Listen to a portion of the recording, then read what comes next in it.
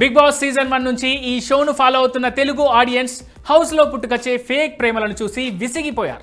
ప్రతి సీజన్స్లో ఇలాంటి love tracks కనిపించడం, బయటికి వచ్చాక ఎవరికి వారు దారి చూసుకొని వెళ్ళిపోవడం ఇవన్నీ గమనిస్తూ వస్తున్నారు. ఈ క్రమంలోనే లేటెస్ట్ సీజన్లో కూడా రీతు పవన్ మధ్య హౌస్లో లవ్ ట్రాక్ నడపడం అంతటా హాట్ టాపిక్ అవుతాం.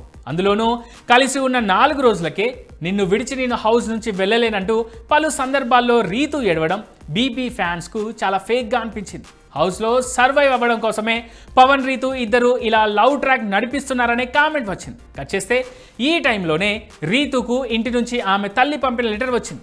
అందులో ఇండివిజువల్గా గేమ్ ఆడు, డీవియేట్ అవ్వకని ఆమె తల్లి సలహా చెప్పడంతో రీతు రూట్ మార్చింది. తమ మధ్య ఏం లేదని పదే పదే చెప్తాం. నాతో కూడా ఇదే మాట చెప్పింది. మరోపక్క డీమన్ పవన్ కూడా సోలోగానే ఆడుతున్నట్టు కటింగ్ ఇస్తూ వచ్చాడు. రీతుకు తనకు మధ్య ఏం లేదని తను బెస్ట్ ఫ్రెండ్ అంటూ చెబుతూ వచ్చాడు. ఈ క్రమంలోనే వైల్డ్ కార్డ్ కంటెస్టెంట్ అయిన అయేషాతో కాస్త కలివిడిగా మాట్లాడుతున్నాడు. రీసెంట్ ఎపిసోడ్లో ఆమెతో సల్సా డ్యాన్స్ కూడా చేశాడు. అయితే ఈ కారణంగా బుంగమూతి పెట్టుకున్న రీతును అర్ధరాత్రి బుజ్జగిస్తున్న పవన్ ఉన్నట్టుండి రీతు బుగ్గగిల్లాడు. అయితే ఈ సీనే ఇప్పుడు సోషల్ మీడియాలో హాట్ టాపిక్ అవుతాం.